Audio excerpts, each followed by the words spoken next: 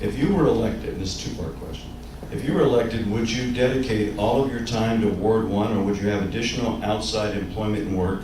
And are you seeking election primarily for the money or for the citizens of Ward 1?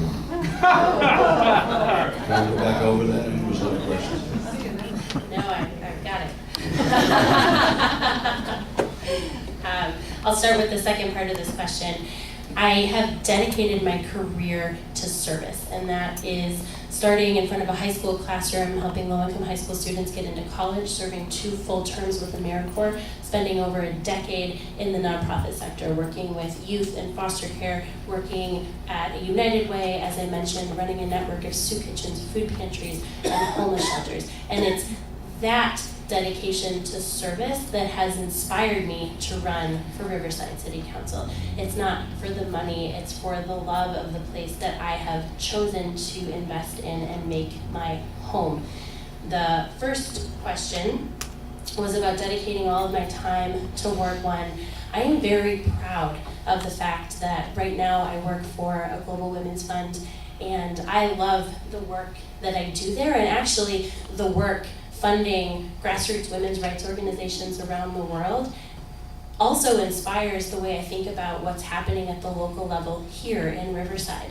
Will I need to make adjustments when I'm in the city council role to make sure that I can dedicate my time to what the residents deserve? Absolutely, and I'm prepared to do that.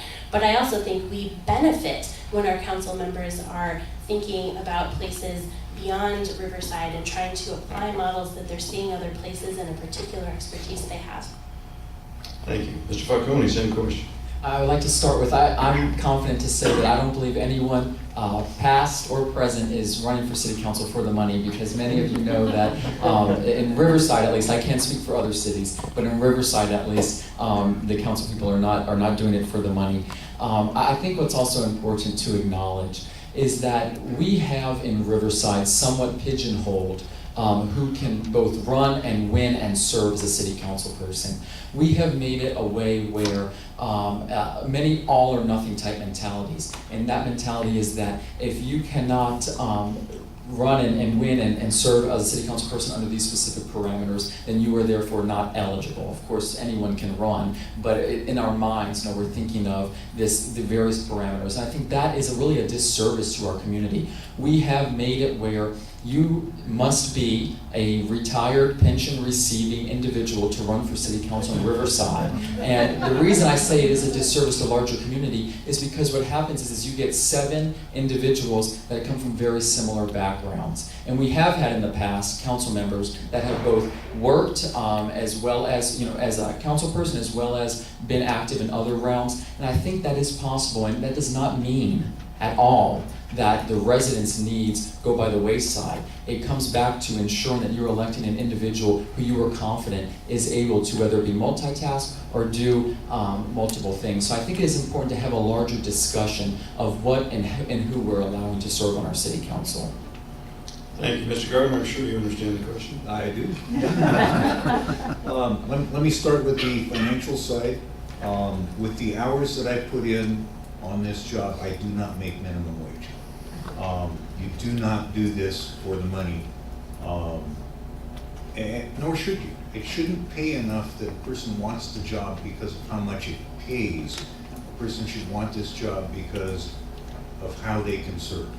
I do think it is absolutely critical, particularly in Ward 1, that your representative be somebody who puts full time into this job.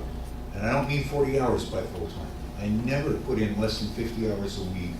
My average is probably about 60, and it's not unusual to put in over 70. That's not all in the office, but it's things like coming to community meetings. We have 6 active community groups that meet monthly in Ward 1. On top of the committees that you sit on, the whole range of things. My morning typically starts about 5 o'clock. I wake up and I start looking at the emails that came overnight and responding to those. And to whatever else is on the agenda during the course of the day, and I do emails in the evening after I get back home. Truly, if a person is not willing to commit full time to this job, they will not do it well, and they'll be frustrated. If they're good people, and we all are, They will be frustrated that they cannot do the job as well as they would like to if they don't put full time into it. Thank you, sir.